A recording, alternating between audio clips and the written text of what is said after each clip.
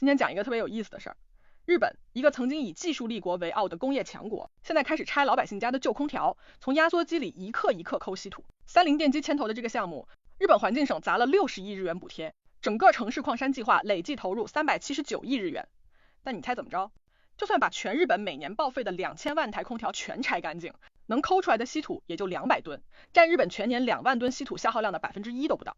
而且成本是直接从中国进口的3倍，纯度只有80%，连汽车电机95%的标准都达不到。更致命的是，空调里大多是铝这种轻稀土，日本真正缺的镝和锉这些重稀土，在废旧空调里几乎找不到。那问题来了，日本为什么急到这个地步？因为从今年1月6号开始，我国商务部一纸公告，禁止所有两用物项对日本军事用途出口，镝和锉这2种重稀土对日出口直接归零。3月份对日稀土出口暴跌88%，4月份跌82%。日本重稀土对中国依赖度是100%，不是90%，是100%。日本不仅没有稀土矿，更没有稀土冶炼分离能力。全球92%的稀土冶炼分离产能都在中国。就算日本从澳大利亚挖到矿，从海底捞起泥，最后还得送到中国来加工。所以这件事真正告诉我们的，不是稀土回收有多大的前景，而是中国稀土产业链的不可替代性被彻底验证了。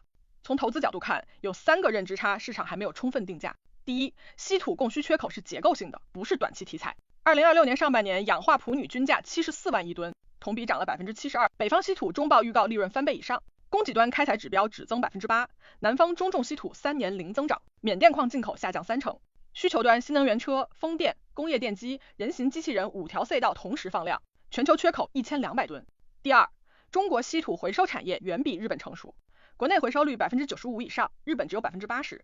华虹科技作为 A 股稀土回收龙头，1.2万吨年产能满产，今年1季度利润同比增长近6倍。而且再生稀土不受开采配额限制，原生矿越紧，回收企业话语权越高。第三，日本3大磁材巨头因为重稀土断供，正在分阶段关停高端产线，这3家占全球65%的高端市场份额，产能退出是永久性的。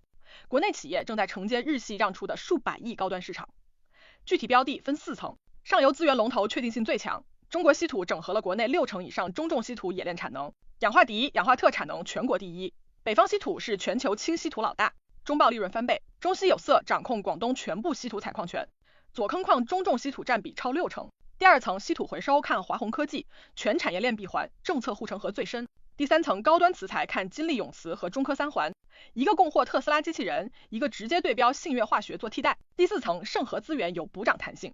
最后提醒一句，稀土板块已经涨了一波，部分个股估值不便宜，明天长鑫科技上市可能影响短期流动性，如果板块跟着回调，那反而是布局窗口。记住，稀土这波不是炒消息，是国家战略级的供给收缩叠加新能源和机器人的长期需求，底层逻辑很硬。